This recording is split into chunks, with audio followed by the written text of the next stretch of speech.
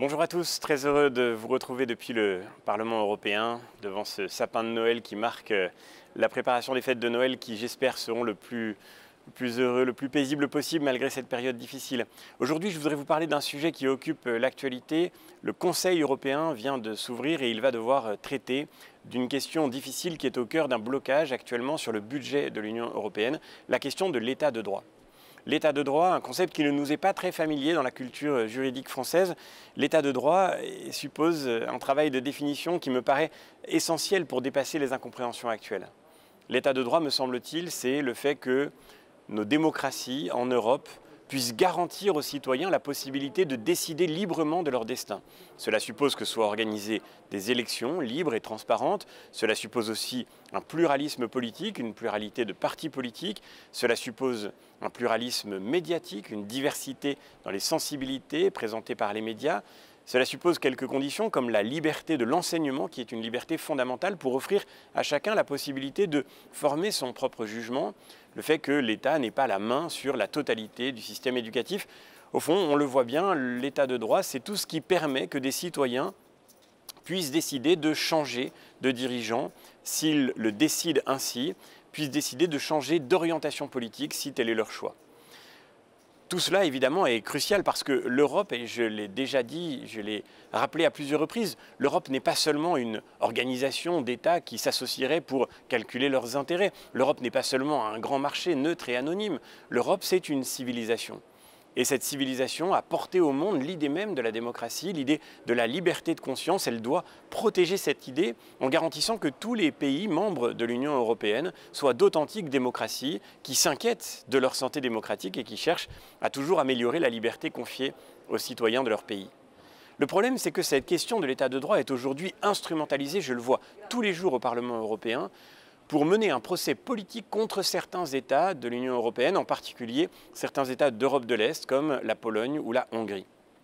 Ce qui est reproché à ces États, ce n'est pas que leur démocratie soit en mauvaise santé, mais c'est d'abord en réalité des orientations politiques qui semblent disconvenir à certains élus du Parlement européen, à certaines institutions européennes.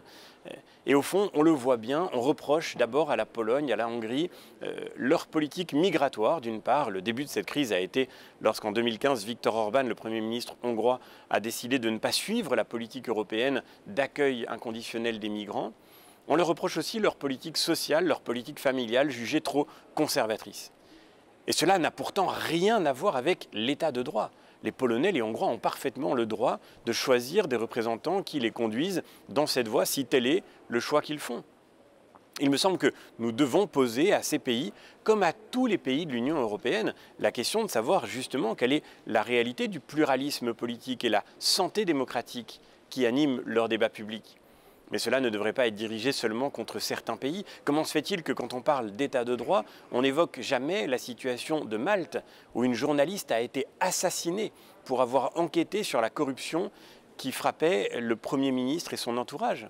Comment se fait-il qu'on ne parle pas de la République tchèque, dont le Premier ministre a détourné des millions d'euros de la politique agricole commune au profit de sa propre famille et a menacé de mort des députés de notre famille politique qui voulaient enquêter sur ce cas?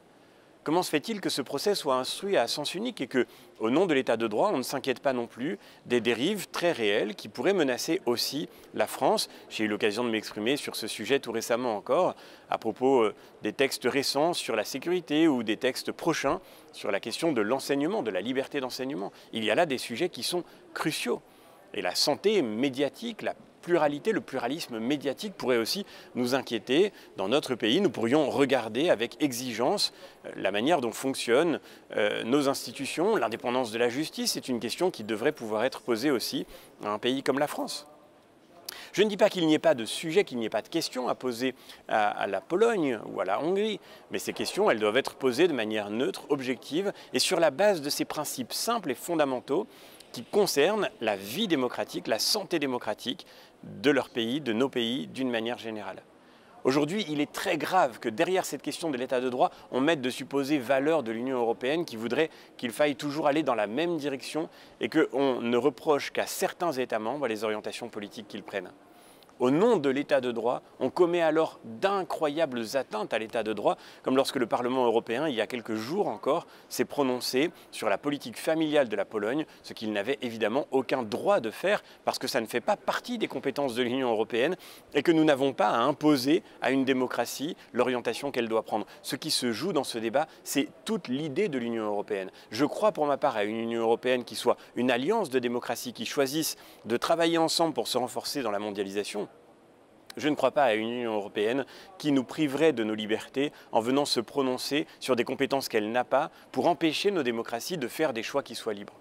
C'est la raison pour laquelle il me semble que ce débat est absolument crucial et le Conseil qui s'ouvre aujourd'hui jouera un rôle décisif sur ce sujet si important.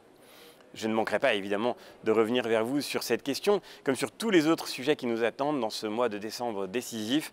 Nous reparlerons bientôt du Brexit, du débat sur le budget européen. Tout cela sera pour la semaine prochaine, la semaine de plénière au Parlement européen. Merci beaucoup et à très bientôt.